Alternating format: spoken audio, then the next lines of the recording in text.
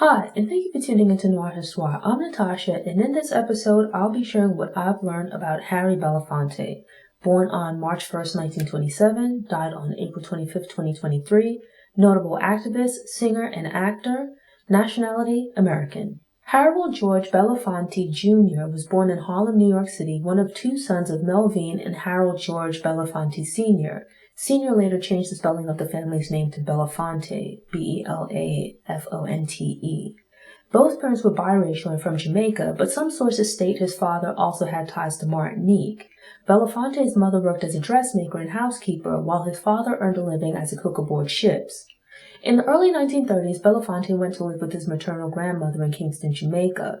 Sources vary as to whether or not his mother also moved to Jamaica and for what length of time. This time spent in Jamaica would provide both positive and negative experiences that would affect Belafonte later in life. On the one hand, he was exposed to the island's music and culture, but he also witnessed firsthand the oppressive and unequal treatment Black Jamaicans received from the British colonists. When Belafonte returned to Harlem in 1940, his mother was working hard to provide for the family. Working long hours meant that she was often away from home, and when possible, Belafonte was left in the care of others. He would later lament understanding his mother's sacrifice, but still being affected by her absence. Belafonte enrolled at George Washington High School, but found it difficult to adjust to Harlem. In 1944, he enlisted with the U.S. Navy, but never saw combat, despite America still being embroiled in World War II. Serving in the military provided some positive benefits for Belafonte. First, he had the opportunity to interact with college-educated Black men who inspired him to begin thinking about racism, segregation, colonialism, etc. World War II was promoted as the world's democracies fighting against tyranny and oppression, yet before enlisting, Belafonte had lived in a society with a long history of systemic oppression based on race. While serving in the military, Belafonte was relegated to manual labor jobs. After returning home from fighting fascism, Belafonte found that the system of racial oppression was still in place. And like many other returning Black veterans, he also noted the redoubled efforts to remind Black people of their place as second-class citizens.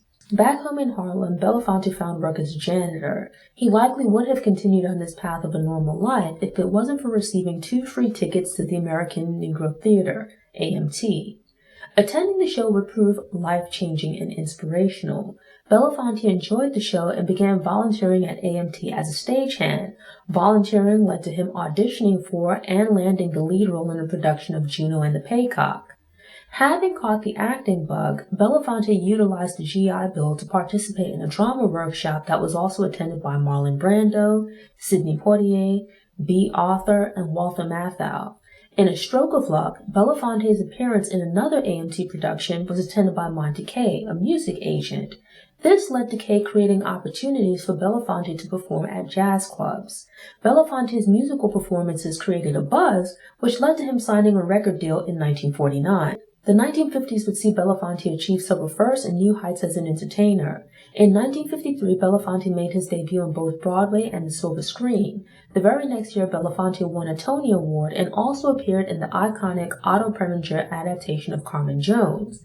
The role in which Belafonte starred opposite Dorothy Dandridge raised his profile and minted Belafonte as both a Broadway and movie star. Belafonte would go on to appear in numerous films. One of the most notable was 1957's Island in the Sun.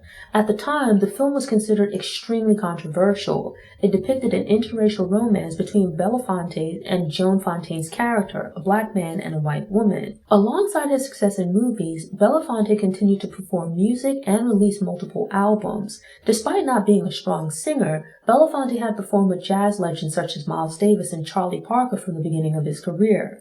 But it was his third album, Calypso, which was released in 1956, that would mark the commercial high point of Belafonte's music career.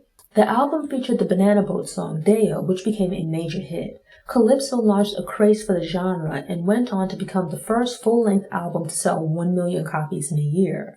By the late 1950s, Belafonte was producing his own films, some of which starred an interracial cast, which was rather avant-garde for the time. And keeping up his string of firsts, in 1959, Belafonte became the first Black person to win an Emmy and was also the first Black television producer.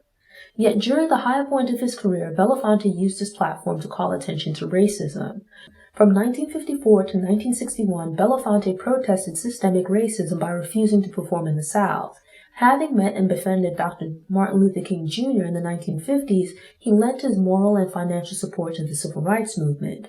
Belafonte personally provided funds for Dr. King's family, as despite King's sacrifices, he wasn't earning much money. This was in addition to helping to finance the Freedom Rides, SNCC, and the Freedom Farm Cooperative.